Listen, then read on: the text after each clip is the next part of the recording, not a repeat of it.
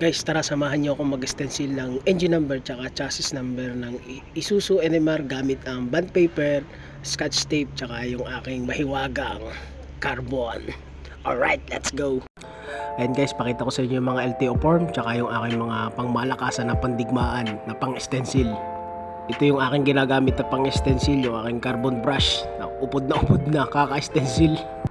So tanggalin muna natin yung sagabal sa buhay natin. Joke lang. Tanggalin lang natin yung harness kasi nandyan yung engine number. So gamit tayo ng tape kasi ito yung mga ginagamit ng mga pintor. Madikit na tape kasi to. So dikitan lang natin to ng tape para kasi mamaya paglagay natin ng papel dyan, hindi yan basta-basta mahuhulog. Kasi kung hindi yan makapit, baka mahulog siya sa ibang tao. Joke lang ulit. So pwede na tayo mag-start dyan mag-stencil. Parang mapapansin nyo, parang nung elementary lang yung ginagawa natin sa piso, inaano ng lapis. So ganyan lang din sa stencil. Kailangan lang natin kunin yung pinaka engine number nya. Ayan, paulit-ulit lang yan kasi 5 original na LTO form tsaka 5 Xerox. Tapos medyo nakakainip din kapag nag-stencil kasi wala ka na makausap dyan, mag-isa ka lang. Kung ako yung tatanungin nyo, matagal-tagal ko na din tong ginagawa. Bukod sa pagmimekaniko, nagpi-PDI din ako yan, tsaka nag-stencil. So ayun, sana may natututunan kayo sa aking video habang pinapanood nyo to. Kahit walang kakwenta-kwenta, joke lang again. So ayan, kailangan lang natin tapusin lahat dyan. So pag tapos na tayo dyan, maya-maya pupunta na tayo sa chassis number. Papakita ko sa inyo kung paano naman mag-stencil ng chassis number. So ayun, tandaan nyo po palagi, lagi nasa driver side yung chassis number ng Isuzu NMR.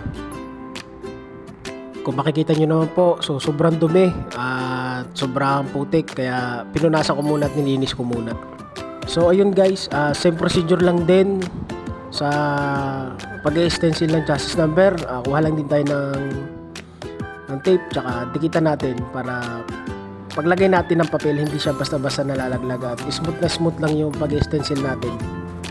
So ganyan lang po yung way ng aking pag-stencil, kung paano stencilin ng engine number, then yung kanyang chassis number.